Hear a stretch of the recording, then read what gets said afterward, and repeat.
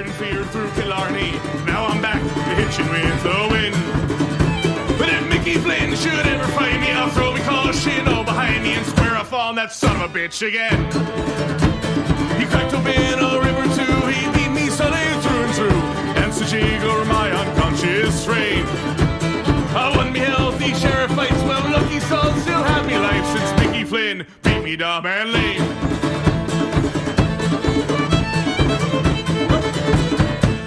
How's it going, everyone? Welcome to another episode of the Chasing the Pennant podcast, aka CTP, here on the Always Next to Your Podcast Network.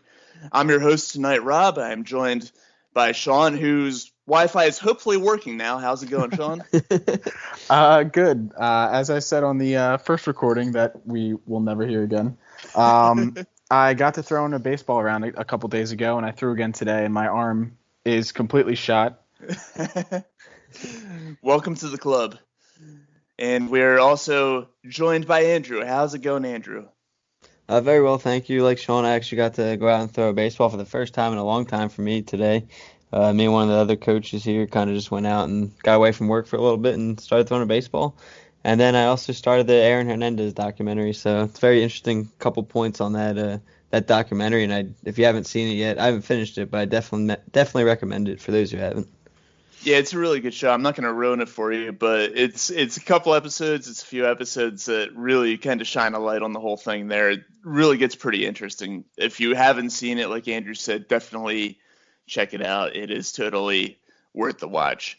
Anyway, we've got a few topics on hand for our show tonight. One of them, the other day, the MLB posted through their app, and it was an article on their website, the best moment in the history of each major league stadium, each active major league stadium. So we're not going back to like the old Yankee Stadium and stuff like that, but each active major league stadium, they had a really interesting list. I think their moment for the Phillies was winning the World Series in 2008, and also Roy Halladay's playoff no-hitter got an honorable mention, just to give a few examples off the top there. So with that in mind, we're going to discuss our 5 favorite regular season moments in the history of Citizens Bank Park. And the reason why we're going regular season is because I feel like if we added postseason moments, a lot of them would be too obvious, such as the aforementioned World Series win and Doc's no-hitter and Jimmy Rollins' walk-off double. There's some really obvious choices there for postseason moments.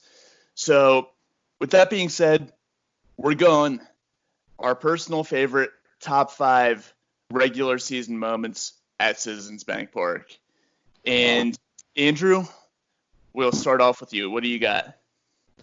All right, so when I was looking back at this, I kind of went through a lot of different things, and when I was searching for maybe games I would have forgotten or something. And first, I mean, there was actually surprisingly a lot more kind of moments I was expecting than you would think, just like for regular season games.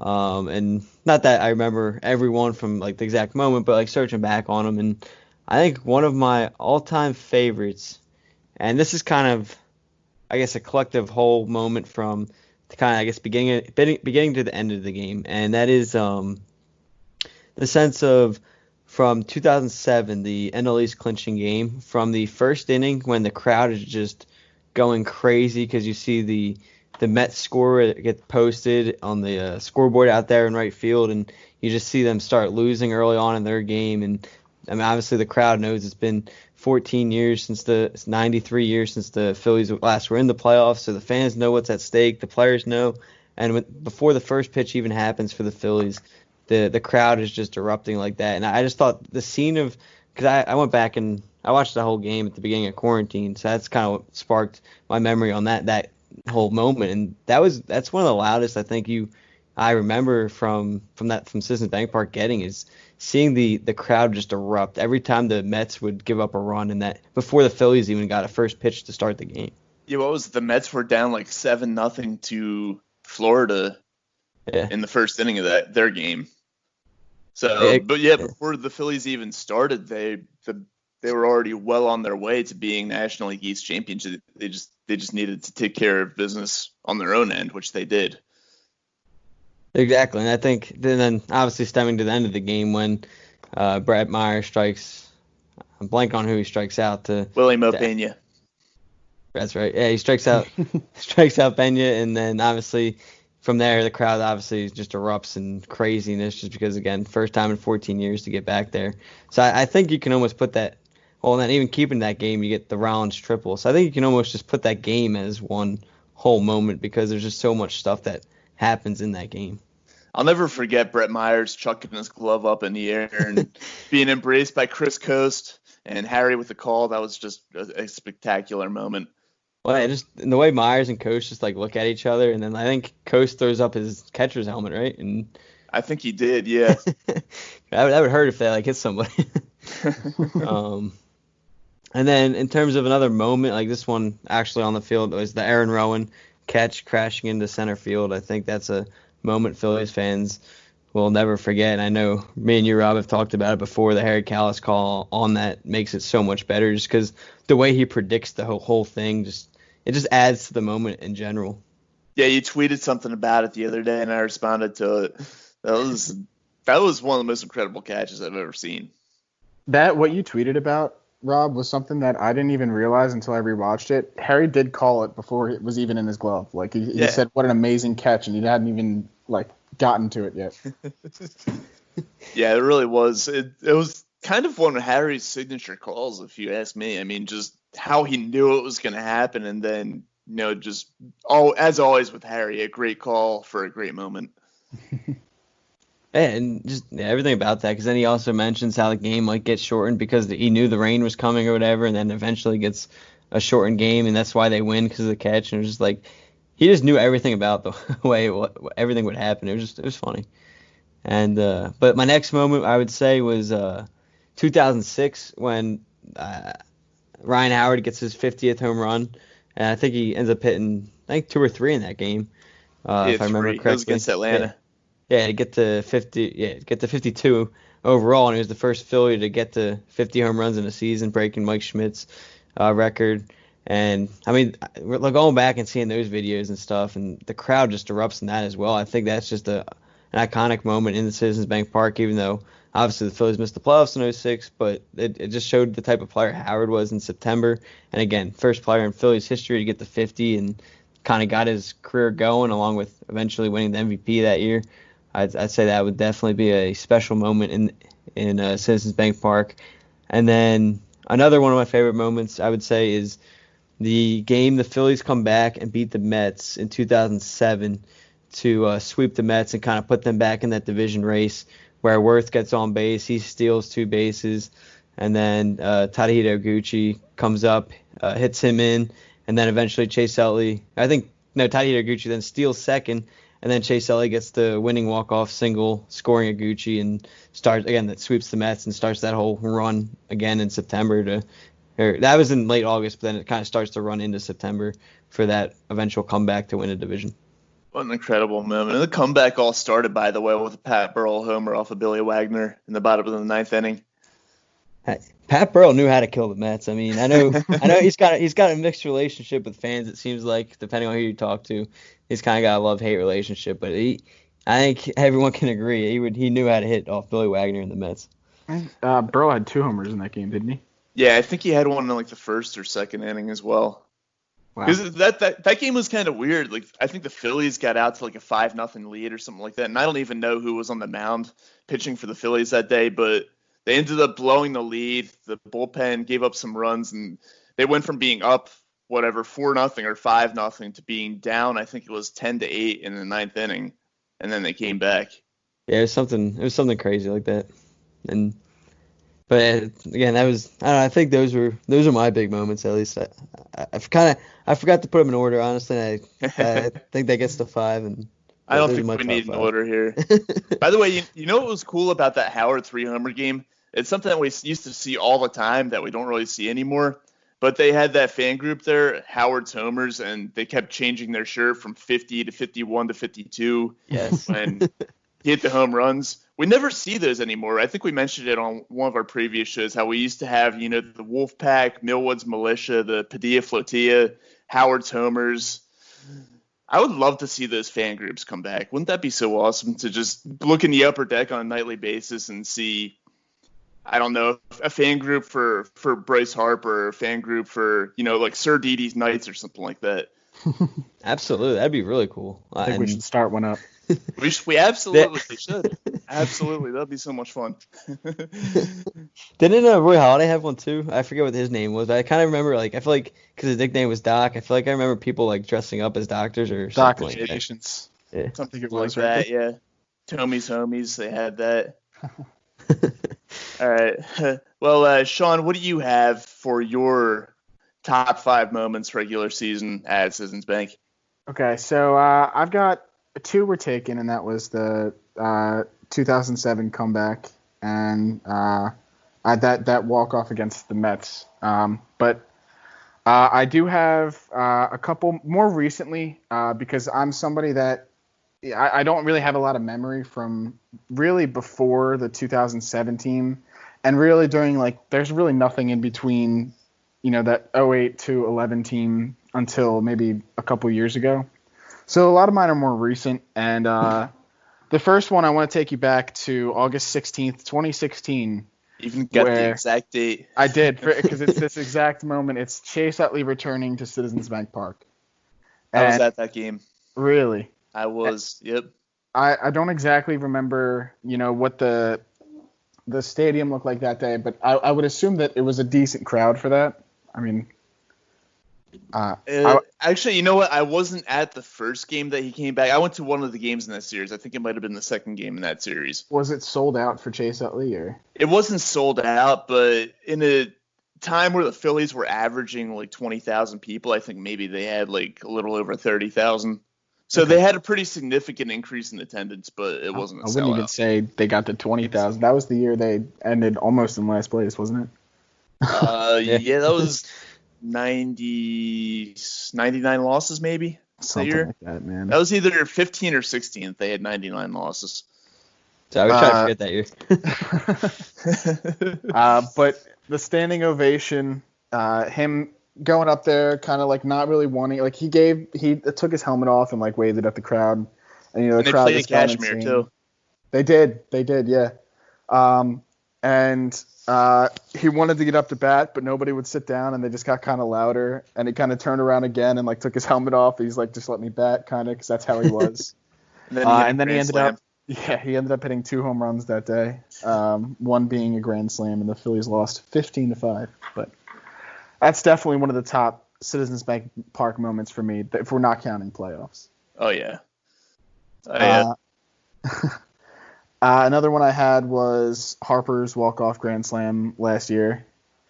Maybe not like all-time history of Citizens Bank Park. There's a whole lot of better moments, but just trying to come up with some other top moments. That game at the time was super important. It was against a conference rival in the Cubs. We were down 4 runs in the 9th inning, and he came up with the bases loaded. It was a huge moment, and I gotta say, Kruk's call on that, not Tom McCarthy's call, was Kruk's call. That was legendary. I forget. Yeah, you're right. I forget exactly what he said. He's like, "Oh God," or something like that. Oh, my God.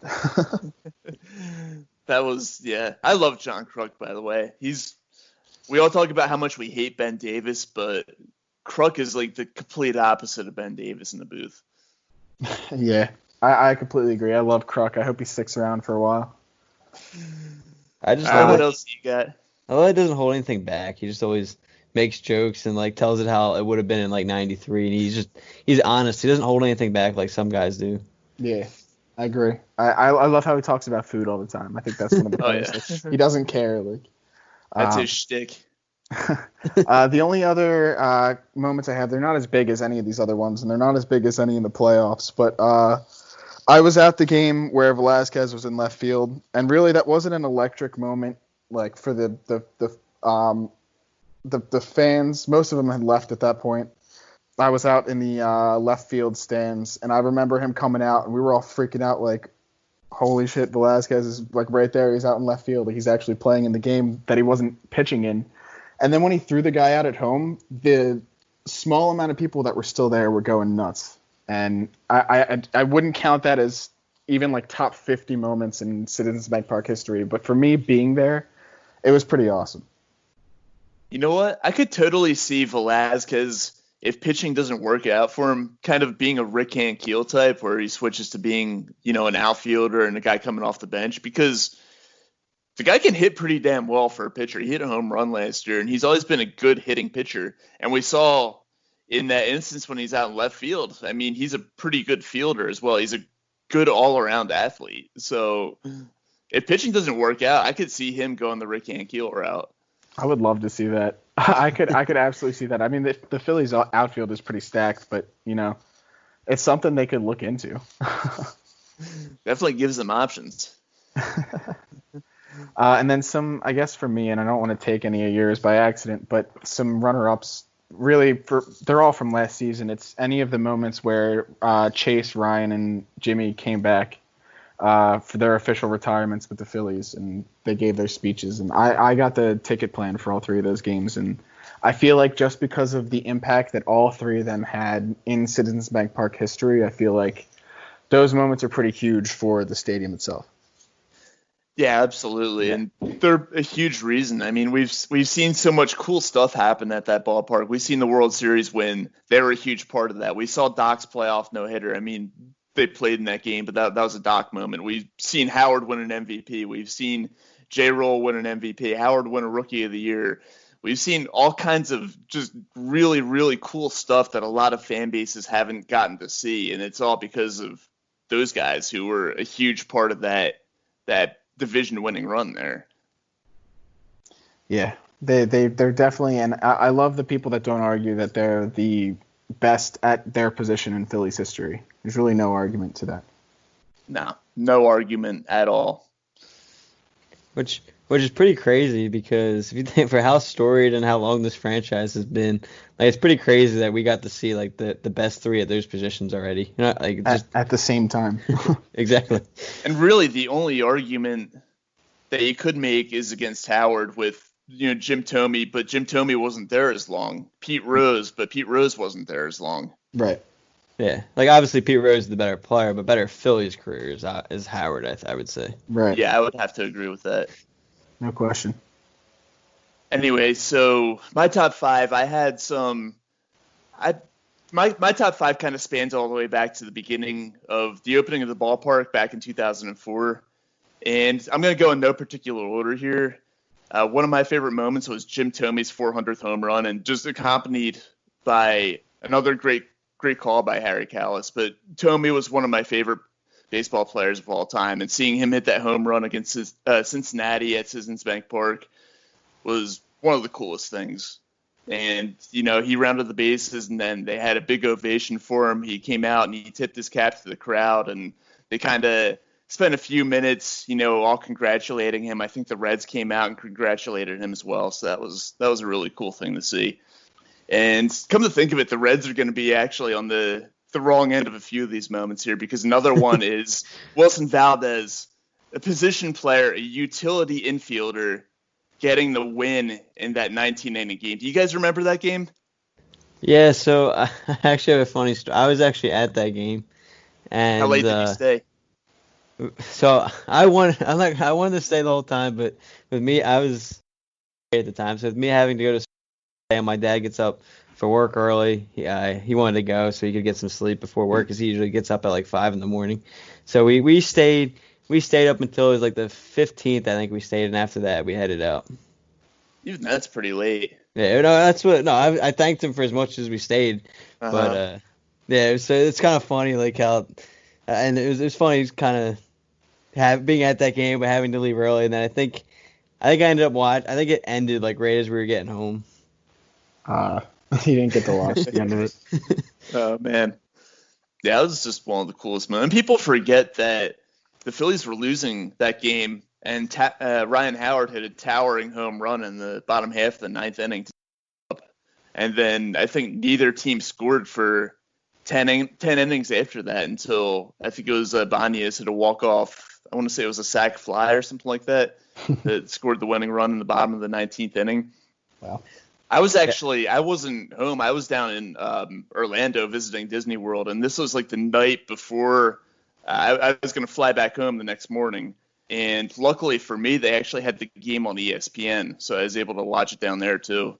and I stayed up. I didn't pick up right away. I think I picked up in like the 4th inning or so, and I watched the final 15 innings after that, and it was just yeah.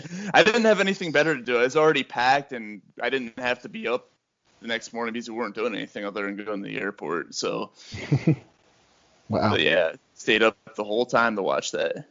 That's awesome. But so those first 2 moments involved the Cincinnati Reds. The third moment, also involving the Cincinnati Reds, this one was the year before that. It was in 2010. The Phillies were down, I think it was 7-1 in the 9th inning, and they got, I want to say it was a 3-run homer from Greg Dobbs. Yeah, Greg Dobbs hit a 3-run homer. Matt Stairs then hit a home run, and then with 2 outs in the bottom of the 9th, freaking Cody Ransom, who had like maybe 1 or 2 home runs as a Philly, hits a 2-run homer to tie the game. And then the next inning, at the bottom of the 10th inning, Ryan Howard hits a walk-off homer to win it. That's one of the best comebacks I've ever seen by the Phillies. And being down 7-1 in the 9th inning and then hitting 3 homers in the 9th and another homer in the 10th to win it was just awesome. That's one of my favorite. I was actually at that game as well. Were you really? Yeah, so we went, and then I went with also one of my cousins, and a lot of the fans actually stayed because it was a fireworks game afterward. Because it was right around July 4th, or it was right after July 4th. I think maybe like the 6th or 7th of July. So it was a firework game, and everyone was pretty much staying. 7-1, so everyone's pretty much staying because of the fireworks as well. We usually don't leave games anyway, but the crowd was still packed for a 7-1 game, and the crowd just went crazy. And like you said, Howard hits the walk-off, and it was off Rhodes, right? Arthur Rhodes, I think. Yeah, Arthur Rhodes rings a bell, yeah. But that was definitely one of my favorite games I've ever been to. And you stayed for the whole game that time, right? That game, we were there the whole time, yes. There you go. At least you got to see that one. Yes. All right, so the 4th moment on my list, I'm going to go just back to last season. Bryce Harper's first home run as a Philly. That was the first of hopefully many, many home runs, and the fact that he crushed it into like the back of the second deck against the Atlanta Braves. And it was a sellout crowd that day because, it was the opening series and they were still welcoming in Bryce, and there's still so much excitement around that team. And when he hit that home run, that place is just going nuts. Yeah, I wasn't at that. That was the second game of the season, right? It was, yes. Yeah, so I went to the 3rd game of the season. I think he hit a home run that night too, and it was it so felt like did it I. was just as electric. I had to stand like behind a head, like a wave of heads, because we had standing room only tickets, but it was still. Do you remember how cold it was that night? Oh my God, I couldn't feel. I literally I was trying to stand in between 2 or 3 people because I couldn't feel my legs at that point. It was freezing. Okay, so that 3rd game, my friends and I were sitting in the upper deck, and it was so cold in the upper deck because of the wind that we decided that rather than sitting up in the 3rd deck, we would go down to the 1st level and just walk around, because at least we could keep our bodies warm by continually moving and not having as much wind down low. So, yeah, I remember when Bryce hit that home run, we were actually walking around the concourse in the lower level, and we were actually able to, when he came up to bat, we were able to find a standing room spot right behind home plate, and as soon as he hit that ball, you knew it was gone. It was I could barely loud. see it. Oh yeah, it was awesome. I remember standing there with my friend. We were freaking out. We could barely see him standing there. We were both kind of like standing on our toes a little bit to see over all these people, but we watched him hit it out. It was awesome. Other than watching Arrieta that game, that was a great game. Yeah, because who was it? I think McCutcheon hit an opposite field home run in that game. Yeah. That was also his second home run as a Philly.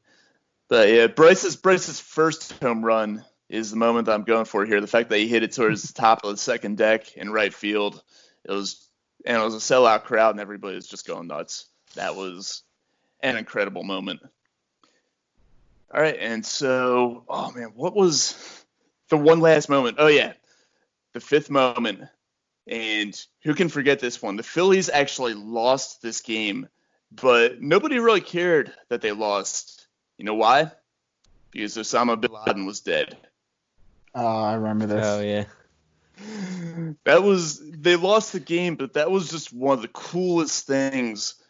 It was Sunday Night Baseball. It was ESPN against the Mets, and randomly the whole crowd just starts chanting USA, USA, and that was one of the signature moments for Philly sports fans. It was so cool to see that happen.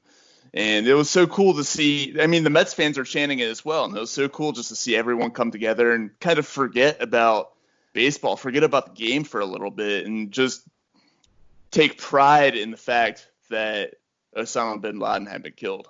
Yeah, I remember watching that on TV and hearing the chants, and really before the chants, you heard cheers, and then they kind of like started panning to some of the crowd, and you saw people cheering and people like showing each other everybody's phones, and like it was like weird. It was like what was going on, and even I think it was T-Mac at that point was like, we don't know why they're cheering, like because there's really no other games on right now or something like that, and eventually they figured it out. But it was on ESPN, so whoever's the ESPN. Oh, that's right.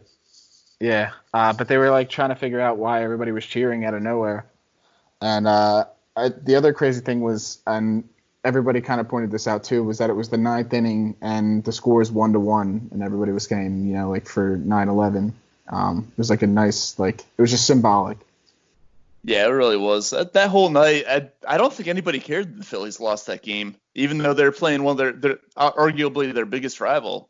I don't think anybody really cared at the end of the night. Everybody was just so happy about what had happened outside of baseball that what happened in the game kind of became irrelevant. All right, so those are our top 5 moments at Citizens Bank Park.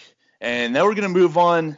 We got some, thankful to our listeners, we got some more AMAs coming in, and we'll go through them real quick. We're trying to keep this episode a little bit on the lighter side. We're not going with our traditional 2 baseball-heavy episodes during the week and followed by the one longer, lighter episode on Sunday. We kind of mixed things up a little bit this week, so we're keeping this one a little bit lighter.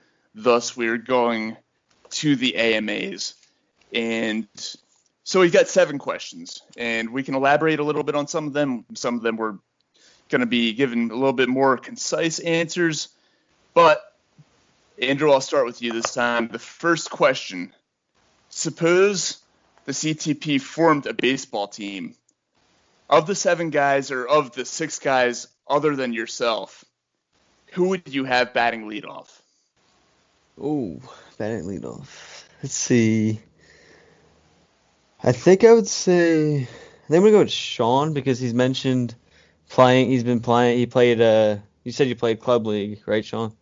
I did, yes. So since he said that, and the last show, we'll bring back the 3 Comeback Player of the Year award winner. So he's got that experience, and I think he's probably played the game most recent as well. So I picked Sean to kind of get the lineup started.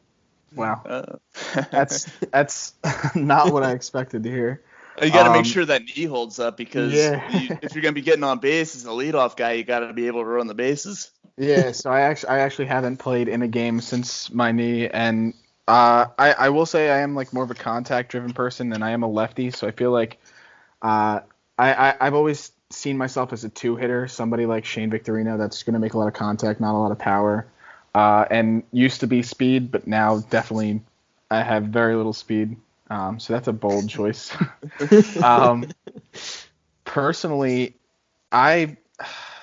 See, this is a hard one. I'd probably go with you, Rob. I feel like you're somebody that would make contact. I feel like you would be somewhat fast down the line. See, I could have fancied myself as more of a power hitter. I do have decent-ish speed, but I don't know if my contact rate would be high enough to be a good leadoff guy. Anyway, I personally would go with Scott. Is because I feel like I've never seen Scott play baseball before. We do know that he's got that 72-mile-an-hour heater that he throws from the mound. But I feel like Scott is the kind of guy who would fancy himself as a contact hitter, a guy who would get on base and who would be able to run the bases pretty well. I feel like he's a pretty athletic person, so I'm going with Scott as my leadoff person. Yeah, I was between you guys, but I just didn't. I don't know. It's hard I don't know if the listeners know this. I've never really met anybody else on the pod. So it's kind of hard to envision.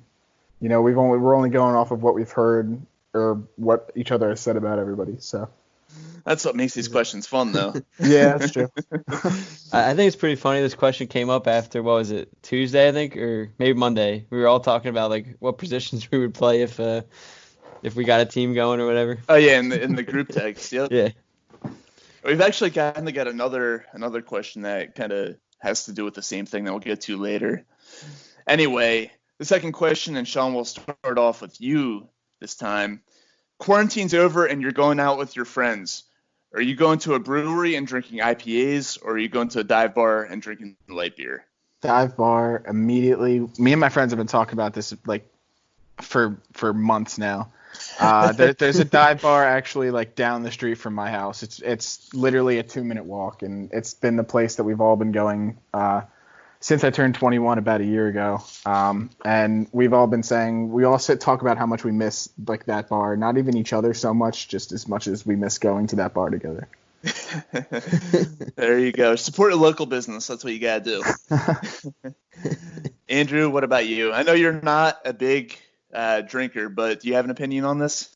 Yeah, it's tough. I think I'm going to go with just a traditional brewery, kind of just a more relaxed kind of atmosphere, and kind of just enjoy a couple beers with a couple friends, and a nice, especially right after quarantine, kind of a not too hectic place yet, so kind of just ease back into things as well. So I'm going to go with the brewery.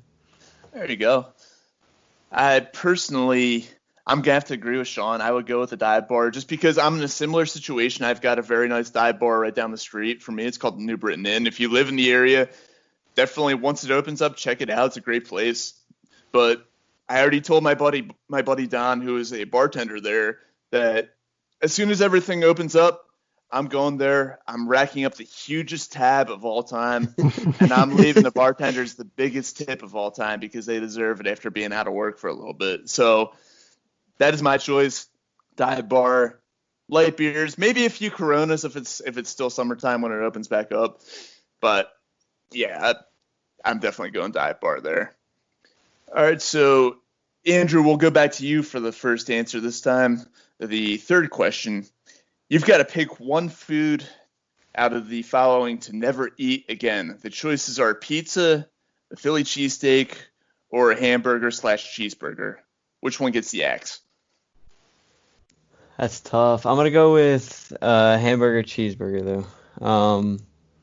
First off, every time I go back to school down here in Oklahoma, I miss a Philly cheesesteak every time. So I definitely couldn't live the rest of my life without a cheesesteak. Just because knowing what other states call a cheesesteak is very bad. It's atrocious, isn't it? It's terrible. It's not there anymore, but I will say there was one I got down in Texas when I went back to Texas with one of my friends over one of the breaks, because the guy who owned it was like a small kind of place, and the guy who owned it was from Philly, so it kind of brought a lot of Philly traditions down into that restaurant. But my friend told me that they're no longer there, but that was actually the closest one I ever had. Still wasn't like a legit one, but it was close. And then pizza, I like pizza better than hamburgers in general, and you could eat never pizza. go wrong with pizza. Yeah. So, unfortunately, as much as I love cheeseburgers, they're gonna have to get the axe on this one. I just got to ask real quick, what's your favorite Philly cheesesteak joint? I'd have to say probably D'Alessandro's, or Yes, good choice. that I'd say has the edge, but I think Tony Luke's is better than a lot of people say, so I would say that's probably my second. Those two. There you go. I would go Dally's, and I would go Steve's. I've never been to Steve's. Steve's is pretty good. There's the only one I've been to is in Center City, and it was definitely worth going back there again. Sean, do you have before we get to your answer to this question, do you have a favorite cheesesteak joint? So this was actually going to be part of the question. I've only ever had one Philly cheesesteak, and it was Tony Luke's, and it was literally last. I'm going to say it was about a year ago this time. I was never really a big cheesesteak person, and it kind of stemmed from the school cafeteria cheesesteak that I used to have back in like grade school. Kind of ruined cheesesteak for me, like up until I had a Philly one. So I always kind of thought that I didn't really like cheesesteak. I love buffalo chicken cheesesteak, so whenever we would go somewhere and get a cheesesteak, I would get that instead. But so specifically for this question, I was gonna say that I'm not choosing cheesesteak because there are still so many that I want to try. And after having the one from Tony Luke's, I thought it was fantastic, and it made me want to try all the other ones. And D'Alessandro's next on my list. I've heard this from multiple people. So I'm going to give hamburgers the X because I said on one of our last AMAs I would take pizza over any pasta in general. So you're a man of your word. I like it. Yeah, I've never been a big hamburger person. Like, I like it. I'm never craving it really. If there's nothing else on a menu at a restaurant, I'll grab some kind of bacon barbecue cheeseburger, but it can kick it for pizza. I'm gonna have to agree with you guys, and this was really tough for me because I love all three of them. In fact, I actually had 2 cheeseburgers for dinner tonight. But pizza's such a great go-to food for really any occasion, and a Philly cheesesteak, I don't have it as often, but when I do get the opportunity to have a Philly cheesesteak, I definitely savor it. So I am, like you guys, going with the hamburger/cheeseburger to get the axe there. All right, so moving on to our fourth question, Sean, we'll start with you this time. You've got to name your firstborn son after a current Philly not named Bryce, Reese, or Aaron. What name are you picking? Ooh, okay. Ooh. Wow, this is a tough one. I think given how much my girlfriend likes this player, I think we would end up going with Scott.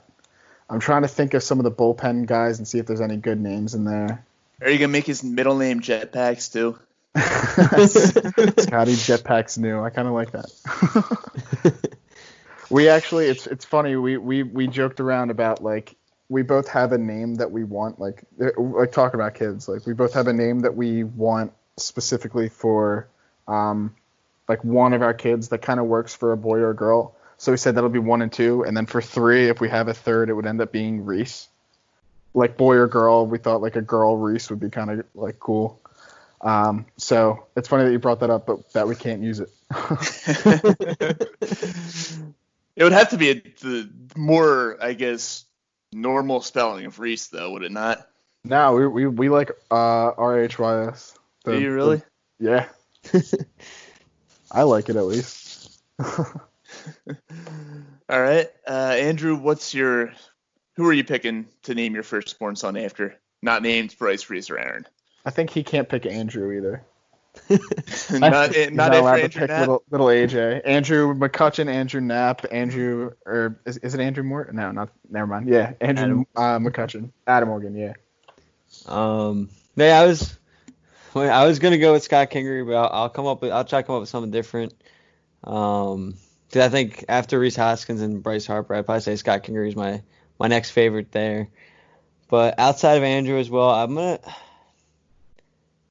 go with, I think, Adam Hazley, because I think there's a couple different directions you could go with that name. In terms of a couple guys like Adam Morgan's also Adam, and then I think he's a great young upcoming player. I think we all have high hopes for him, hoping he turns into a guy what he's supposed to be. And then if you really wanted to, you could stem it out to some the baseball creator, or I guess it was Abner, not Adam. Never mind.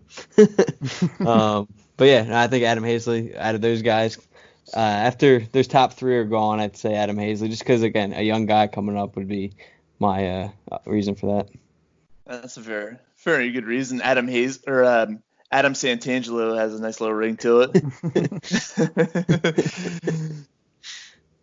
All right, so I'm surprised that my friends who submitted this question did not. He went through eliminating some of the star players, Bryce, Reese, and Aaron, but he left Jacob or JT in the pool to be picked from. So that would be I would go with Jacob Tyler as my firstborn son's name. Yeah, I was considering that. That was one of. I just feel like we would end up going with Scotty. And I'm surprised nobody picked Sir Anthony. I feel like that would have a nice ring to any of our last names. Oh man, I feel like Shane would pick Sir Anthony.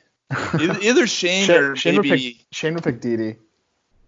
or Didi. Yeah. Oh man. All right, so moving on to our fifth question now, and this is the one that kind of ties back to one that we had earlier. And Andrew, I'll start with you. You got to pick one fellow podcast member and describe the type of baseball player that they would be. Oh, that's So I guess like pick someone and just describe what I think they'd be as like a hitter and fielder, like that kind of describe. Pretty much, yeah. Okay, so I'd go with. This is a really tough question. Catching us on the spot. Again, like Sean said earlier, it's tough not being able to like meet everyone and seeing what everyone would be like. It's kind of tough to see what they'd be like. But I'd say let's go. I'm trying to go someone else besides Bork because I've played with him and stuff, so I'm trying to make it harder. And I'll go with Biscuit. I'll say I kind of picture him as a middle infielder, kind of like second base. Just the way he kind of jokes around and everything. He kind of seems like the guy that would be in the middle infield when somebody gets on, go around talking to everybody, being social on the base path and everything. And then, but like when it gets down to the business, he's ready to play. And I'd see him being a very good role player in that sense on fielding wise and hitting wise, maybe in like the second spot of the order. I could see Biscuit being that one guy who has like a pound of Big League Chew bubble gum in his mouth. Yes, I can see that. I like that. All right, Sean, who are you going with, and how would you describe them? All right, so I'm gonna go with. I actually have one for both of you, and I have two comps. Just based off, what we talked about in our group chat and what we talked about earlier. So first, Rob, you said you originally in our text, Shane kind of made up a theoretical lineup where all of us would play, and he put you in the outfield, and he said because you can hit but you can't throw, and so you said throw you at second, and I think that kind of sounds to me like a Xander Bogaerts type, where you're middle infielder, you got a lot of power. You just kind of, don't have the best fielding numbers, maybe. That's what I kind of took from that. A power hitting shortstop that, needs to kind of be hidden for your arm. Maybe not. I mean, Xander Bogaerts has a decent arm, but maybe somebody who can't field as much, throw him at second base. I'll take it. Xander Bogaerts comp. That's pretty damn solid. That's a pretty good play. Guy's a World Series champion. I'll take it. Right. All right, so from one World Series champion to another, Andrew, you said you like to play third base. You said you played there your whole life and you're a decent defender, but you said it yourself that you can't hit for anything. Absolutely correct. So if I'm taking your word on that, I'm comparing you to Pedro Feliz. Okay, I'll take that as well. World Series winner and a big hit in the World Series. Exactly, the clutch There you factor. go. The clutch factor. I mean, That's all you Pete need. Happy wasn't a terrible hitter. No, yeah, exactly. You just kind of hit him in the 7-hole for an entire season. Yeah. Gets the job done. Good enough. That's a good comp. Yeah, I'll absolutely take that. All right, so unfortunately I didn't come up with anything for you two, but the player I picked, actually, Andrew, you know I'm the best, but I'm gonna go with Bork here, and I didn't really have like a major league comp for him, but I feel like Bork is the kind of guy who would always get on base because I don't know how good he is at the plate, but I feel like he's the kind of guy who would always give a tough at bat, fouling off pitches, working walks, stuff like that. I also feel like he's the kind of hitter who leans out and kind of draws hit by pitches. I could see that. Yeah, I could definitely see him doing that, trying to get hit by a pitch and stuff, and especially with he's mentioned before as well in the group chats and stuff, always playing through injuries too. So he's always that aggressive style and willing to do whatever it takes to. Yeah, he's okay. So maybe if I am gonna make a comp, he's kind of a Chase Utley type because Chase Utley played through injuries. Chase Utley definitely leaned in to get hit by pitches, and you know what? I could see Bork being a pretty decent hitter as well. I don't know what he'd be like in the field, but I could see him, raking a little bit, and putting up some decent numbers offensively. So, okay, I am going to make a comp. Bork is our Chase Utley. Wow. A Chase Utley named podcast comparing one of our podcasters to Chase Utley. I like it. There it is. Hey, we got a pretty good team, too. We got a comparison to Chase Utley, Bogarts, and Pedro Feliz. I'm feeling pretty good. Yeah, a World Series, here we come. All right, so moving on to our sixth question, and Sean, I'll start with you this time. What's your go-to drunk food? Ooh. I have one of my girlfriend's friends said this one time, and it's always stuck in my head because ever since she said it, I've craved it every time I drink a lot. It's chips. It's nachos. I will oftentimes find a way to make myself like a plate of, just regular tortilla chips, cover them with cheese and some taco sauce, and if we have ground beef, that too. But I'll just nuke that for like 30 seconds, and it's the best. Definitely could be down with that. Andrew, what about you? All right, so this is pretty tough because, again, like I said on the last one, I've never been drunk before. So if I picture myself, though, I'd say probably either if I'm going to go like just a snack food, I'd probably say popcorn because, I mean, just whatever game you're watching and when you have a couple beers or something, like it's always a go-to food there, and I feel like that's a good mix. And then it was a really popular place by the bars at Oklahoma State, and there's a really good kind of like, it was just a quick takeout pizza place. You get like a slice or two, and it was a big place to go after everyone would leave the bars, and they'd always have crazy lines. So we'd always stop at this pizza place right after we'd leave the bar. So I'd say if I was going like a heavier food, probably pizza, but like a snack food, popcorn. Both very good choices. So me personally, I would go with anything from Just Food. Just Food is a great. No, seriously. I've taken Ubers there after a night out at the bar. It's awesome drunk food. It's awesome food for any occasion, but you can reach them by phone at 215-794-FOOD. They still have their location in Buckingham that is open. That's located in Buckingham Green, off of Route 202 or York Road, in Buckingham. So many great options. Their owner, Asian Rob, a great guy. He's a listener to the show. He's helping us he helped us design our new logo, and we're greatly thankful for that. And we're also greatly thankful for the great food that he has there. Once again, that's Just Food, 215-794-3663. So good question there to kind of throw an ad spot in. Anyway, moving on to our seventh and final question here. Andrew, we'll start with you this time. You get paid $1,000. You have a choice. You can get paid $1,000 to spend a week in Camden, or you have to pay $2,000 to spend a week in Hawaii. What are you choosing? All right, so I just want to make sure. So I get paid $1,000, got to spend $1,000 in Camden a week, or I get $2,000 in Hawaii. You get paid $1,000 to spend a week in Camden, or you have to pay somebody else $2,000 to spend a week in Hawaii. Oh, okay. So assuming I can afford it, I'm gonna go to Hawaii. Even though I'm giving up $2,000, I'm assuming if I'm in Hawaii and have the option to do that, I'm having some type of job that I can afford it, and I'll try to give it to someone in need of it, and hopefully it works out that way. But I'd rather go to Hawaii. I'll stick with Hawaii. It's a place I've always wanted to go. So there you go. That's a good choice. It's a beautiful place. I've been there a couple times. Sean, what's your choice? I'm going to take this question at its face value, meaning right now. If I have to give up that $2,000 right now, like if I have to, I pretty much can't. So given that I'm guessing, I'm given some kind of housing or some kind of place that I can stay. If I bring a week's worth of food and a PS4, I'll just kind of hide for a week and get my $1,000 and leave. Staying off the streets, staying safe. All right. Not that anything's wrong with Camden, if any of our listeners are from there. I do miss my River Sharks, but oh man, I'm still disappointed they tore that stadium down. I wish they could have used that for like high school games or something like that, or just like rec leagues or something.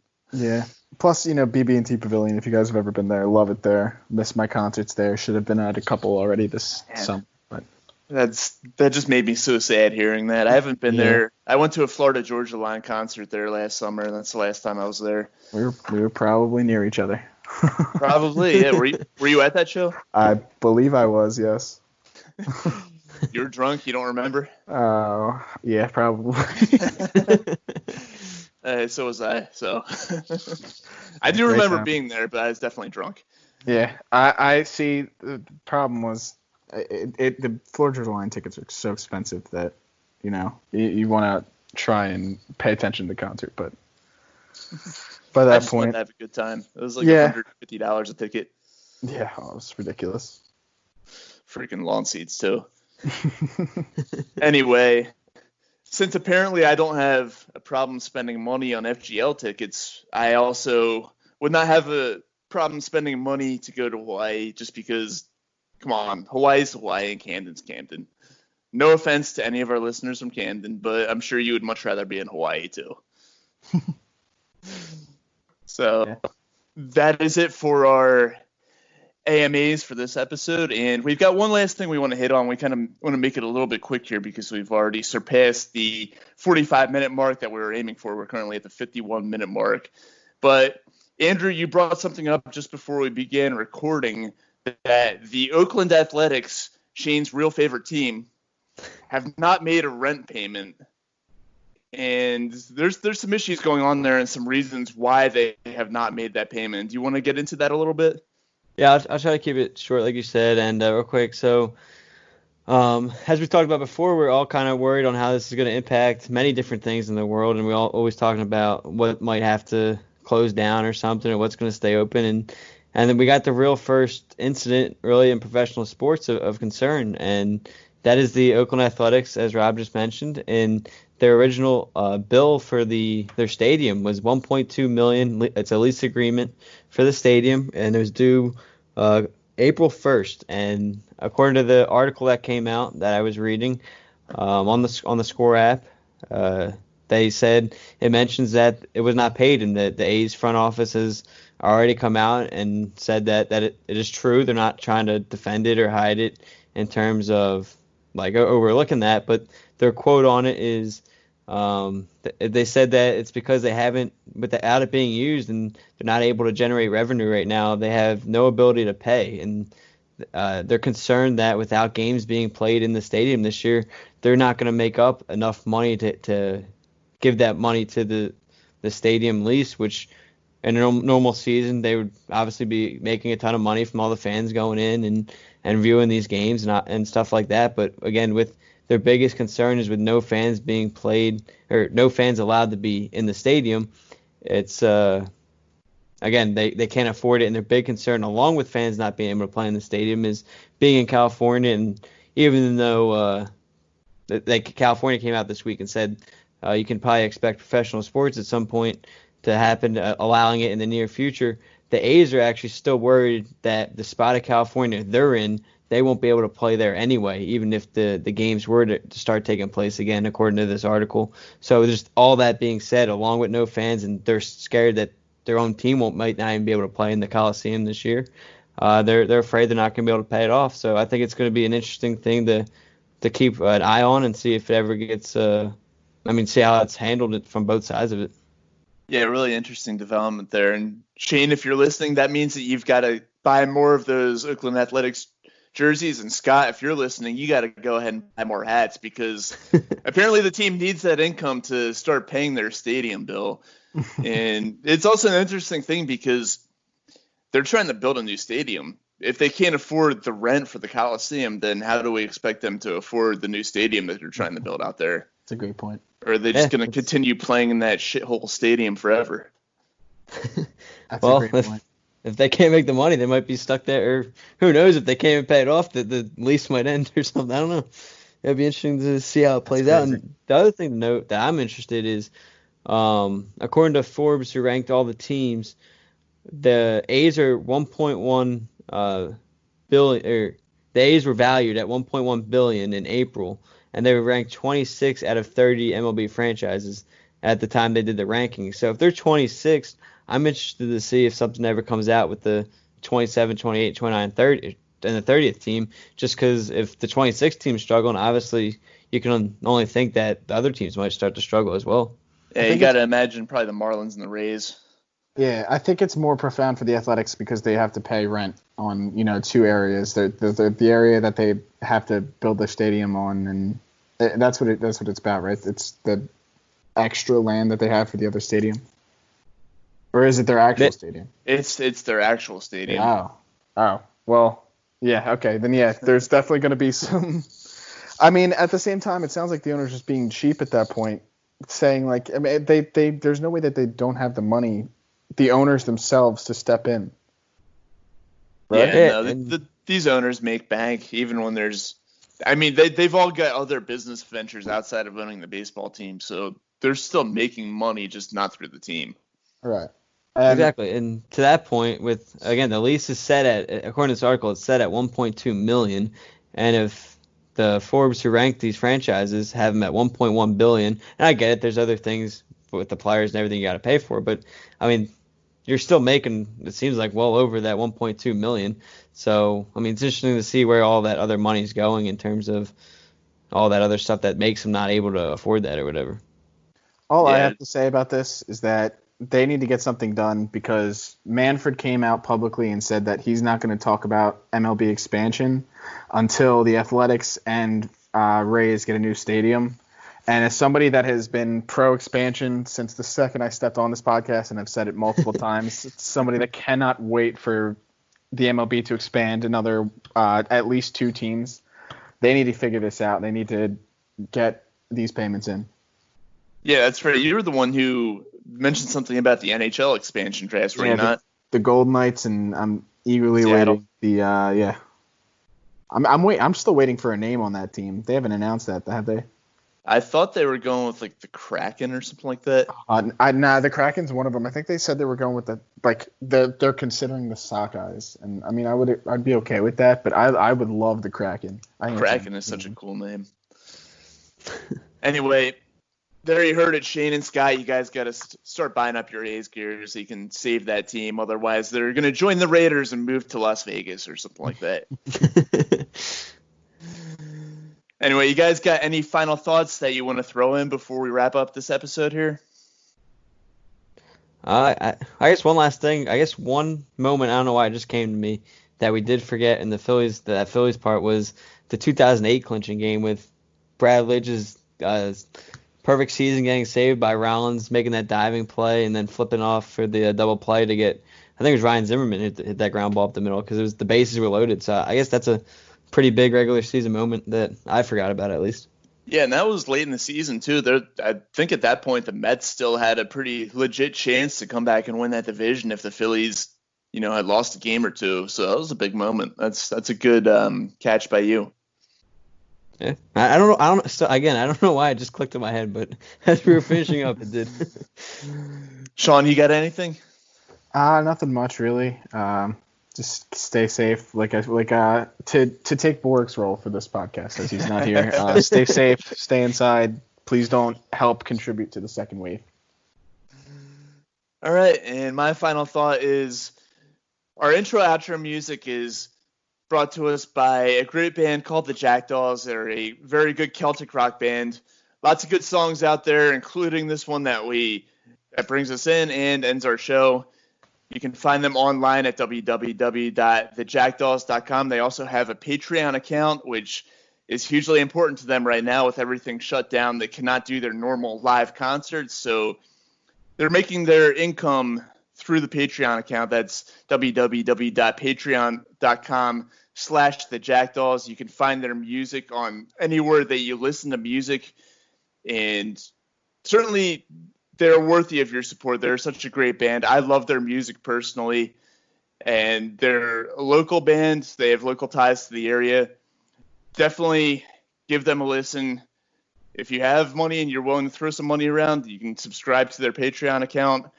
Lots of great stuff. Once again, the Jackdaws, www.thejackdaws.com and patreon.com/thejackdaws. Thank you for listening to this episode of the Chase Independent podcast. We will be back with another one on Sunday night with hopefully all 7 of us. Man, I used to be revered and feared through Killarney. Now I'm back to hitching with the wind. But if Mickey Flynn should ever find me, I'll throw me caution all behind me and square off on that son of a bitch again. He cracked open a river too, he beat me solid through and through, danced a jig over my unconscious frame. I won me healthy sheriff fights, well lucky son, still have me life since Mickey Flynn beat me dumb and lame.